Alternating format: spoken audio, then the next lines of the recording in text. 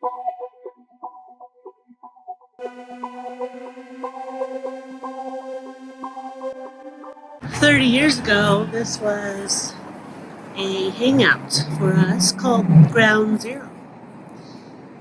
Me and my best friend would come up here on the weekends and go dancing just down the stairs and to the left. One weekend we were here and we were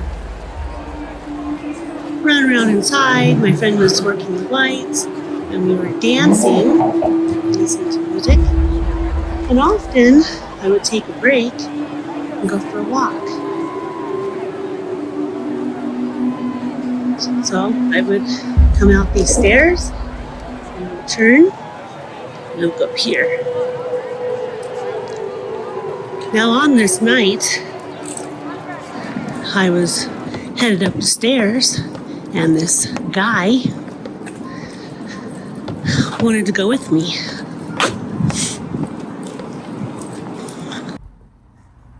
This guy had been coming to the club on the weekends. He had asked me to dance. He wanted to buy me a drink. One weekend, he asked me if I wanted to go home with him. Nicely, but firmly. I said no. Often, I would have walked around and went down one of the housing blocks and picked some roses and flowers and then went on up here to the cemetery. But this night, we went straight.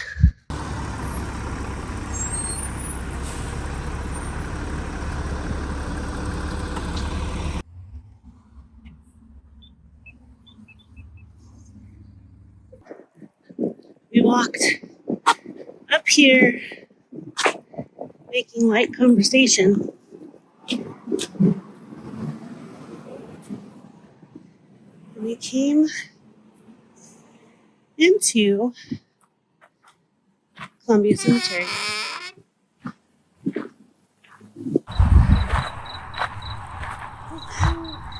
And the minute he crossed into those cemetery gates, I could tell the energy shifted. It was very awkward, uneasy. You could tell that he was not comfortable coming into the cemetery. I made light talk about it. And I said, "It's okay, you're with me. I talk to people in here all the time. They're nice. Never had any bad energy in here. Everything's cool. You'll be fine." He's like, "Yeah, okay, whatever." Once again, awkward and uncomfortable.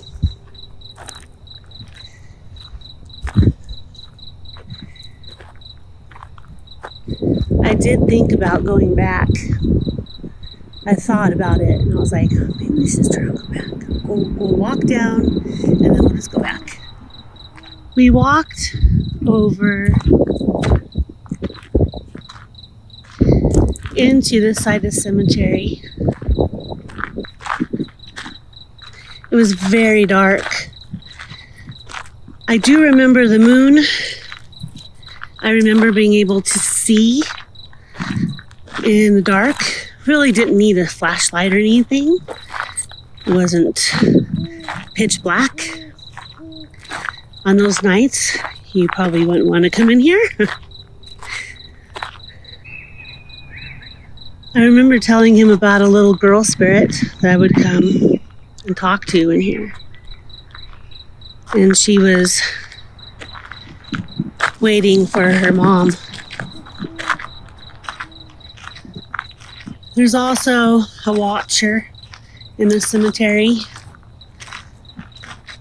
Told him the story a little bit.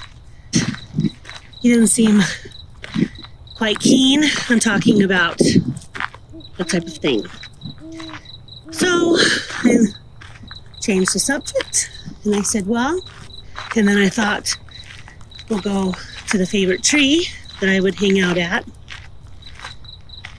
And I didn't come up here and spend the whole time up here. I spent maybe half an hour and then go back to the club. My friends would often be like, "Where did you go?" And I'd be like, "Went for a walk." Or, "Where?" "To the cemetery." "Oh, okay. Well, it was just something I like to do." And then I would go back, have a drink, and dance. And that would be my fun Friday or Saturday night. On Fridays, Ground Zero would play gothic music. And then on Saturdays or Sundays, they would play like rave music. We called it back in the day, when we went to underground rave parties. And disco on Sundays. And that was fun. Let's get back to the story. We came over to this big tall tree, the beautiful tree, especially in the summertime. And we sat down right here. And I like to just sit and have a quick little meditation and just see if anyone talks to me. Sometimes someone does, and sometimes it's just silence, and that's nice to just sit and be in the quiet. Now it's noisier now. There's much more people wandering around. Ground Zero was pretty quiet, quaint little place, out of the way. Up the street is a frat house party I went to. Well, there was a couple down the street. And up and over here, another one. That's another story I can tell as well. But right under this tree, we were sitting down. Well, he stood up, and I thought he was fixing his shirt, like retucking in his shirt to his pants. I did hear his zipper go down. Now that I look back on it, I don't remember it zipping back up. But anyway, the story goes, I am waiting for him to sit back down so we could just chill for 5 minutes, 10 minutes max, and then we're going back because this was awkward, uncomfortable, and I was getting over it. He was done with whatever he was doing, and he sat back down. And then he sat down really close to me. I was a little uncomfortable myself. And he put his arm around me, and I kind of slightly shrugged it off. And he put his arm tighter around me. And I shrugged it off a little harder. Suddenly, he tightened his grip around my body, bringing his arm around my neck, and took his hand on my neck and violently shoved my head into his lap. And there I was met with something I did not want to see, feel, or touch. Instantly, I was pissed. He held me down there, slightly choking me, holding me down. And I'm screaming at him, "Get off of me, let me go. What are you doing? Stop it." And I am trying to get away from him. And of course, he's pretty strong, but I was pretty strong at the time too. And he wouldn't let me go. And we were struggling.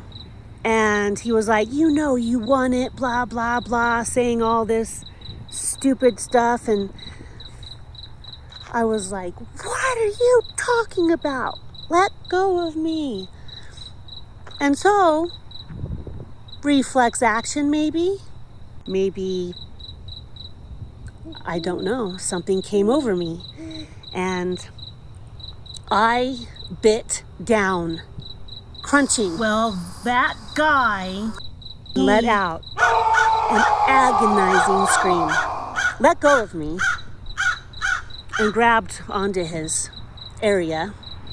"You bleepity bleepity bleep, yelling at me, cursing at me, and I flung myself away from him. And I just remember him rolling over on the ground, and I took off and I started running, and I started running for my life because I knew he would come after me. Adrenaline took me over. I ran through here. I believe I aimed for that street. So I ran right through here, and I leaped over that gate, and I ran across the street.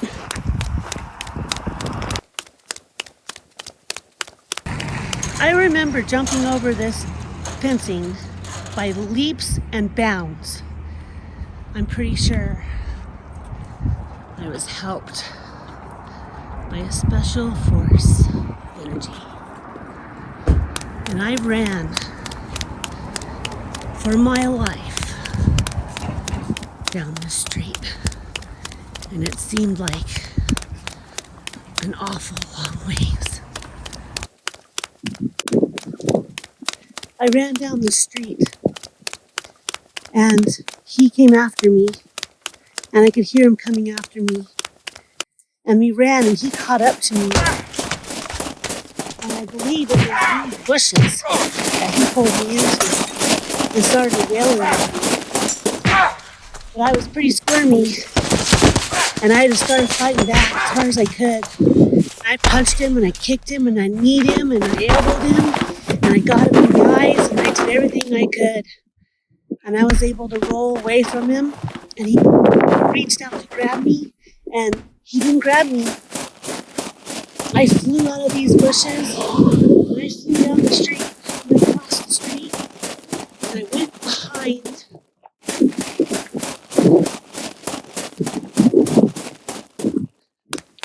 and up this alleyway. And I was able to find my way through to try to get away from him. And I got my way through and back behind.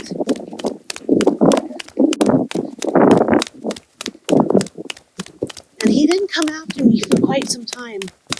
So I knew I had a chance. And I came over this way. And I knew I couldn't get to these houses. There was too much fencing. So I went around this house and I ran. Right behind this house, I remember I could cut through behind this house. I went all the way around the shed where that car is. And I went all the way around this house.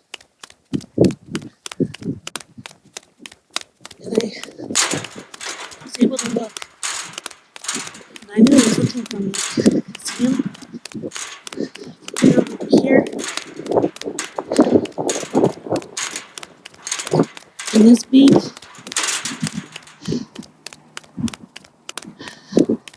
house right here.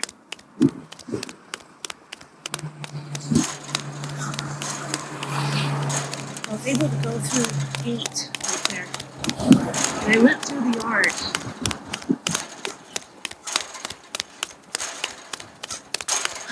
And back behind this house.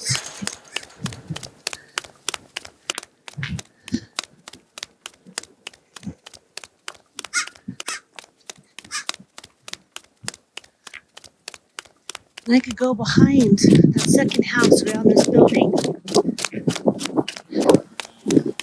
Came over and I crossed the lawn of this big building right here. The steeple on top. I remember coming through, crossing the lawn. I went through the lawn and I came down to this next street.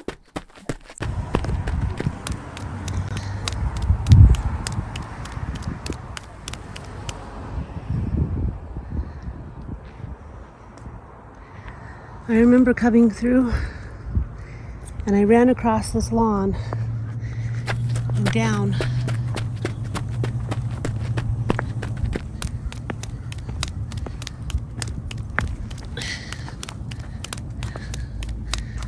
I don't quite remember it being this modern, but it was 30 years ago. The hill has changed quite a bit. Just busier, and I remember all the food and places. I ran down the street. Once I got here, I knew I was almost there. And I got a 7% speed. And I ran. I just kept running. And I got real tired.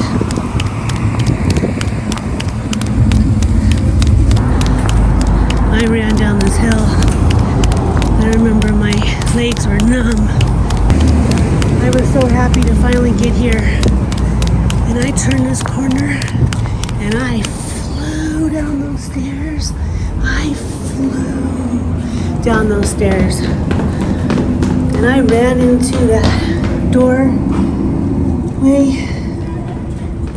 And security at the door was a big man. His name was Cliff. He was bald and big. The coolest security guard a girl could ever have. And I ran down there and I ran behind him. I was out of breath. And I was like, oh my God. I was trying to catch my breath and he's like, girl, what is going on? What is happening to you?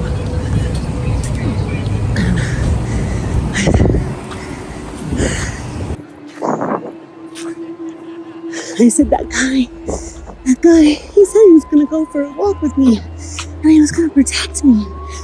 And then we get up to the cemetery. He tried to make me. He was trying to choke me and my head in his lap and I'm trying to tell a story and I couldn't breathe. He's like, what? What are you saying? What? And all of a sudden, down the stairs, where is that slang word? Where is she? Blah, blah, blah. He was furious. He was so furious, his eyes were black and red. Cliff goes, hey man, what's up? Where's that girl? Where's that girl? She tried to bite my blank off. Blah, blah, blah. Cliff's like, whoa, man. Like, take a step back. Don't get in my face. What's going on? I went for a walk with that girl. She tried to bite my you know what off. Oh, you mean this girl? And I raised up and gave him a little wave.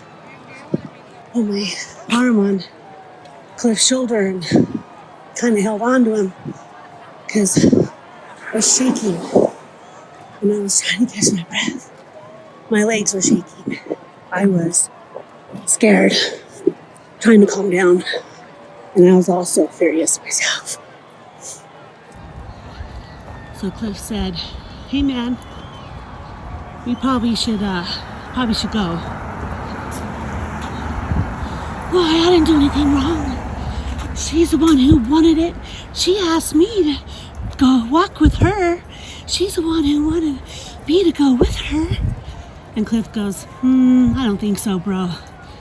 Like, probably should leave. No, I'm not leaving until she comes over here and apologizes to me. Cliff was like, no, No, that's not what's going to happen. What's going to happen is either you get out of here and never come back, or I'm calling the cops. Right, Callie?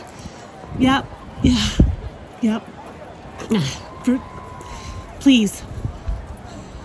I didn't want to look at him.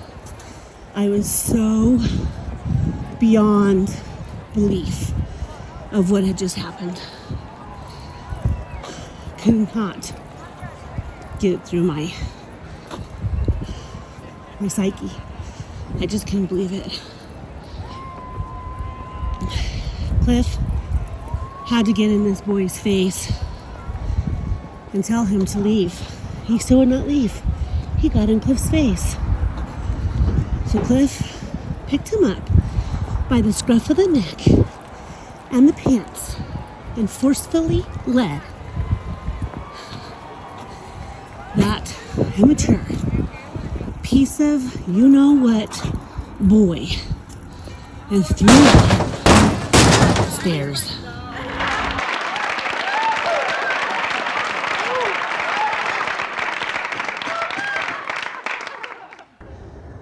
We are back to still my favorite tree. It's not the tree's fault. And in the end, I believe I was helped to get away from that guy. I think it could have been a whole lot worse. After Cliff threw him up the stairs, he did leave and he never came back, and I never saw him again. He looked very haggard. The feeling I got was he was a little out of it, and he had a lot of adrenaline. I might have knocked him out in the shrubbery. It was a while before he came back down those stairs. I was able to jump those fences to get around those houses and go across that lawn and get over to ground zero and down those stairs. I leaped down those stairs, taking 4 or 5 at a time, holding on to the banister and using it to let me fly down those stairs and around that corner and behind Cliff. I was mesmerized for a few days after that happened. Taught me to be a little more weary of people and boys and things. I did walk up here by myself because I was in trouble when I walked with someone else. I told my friends, and they weren't too happy with me. If that guy had ever come back, he would have been in big trouble. He was very smart to not come back. I never saw him again. Completely fine with me.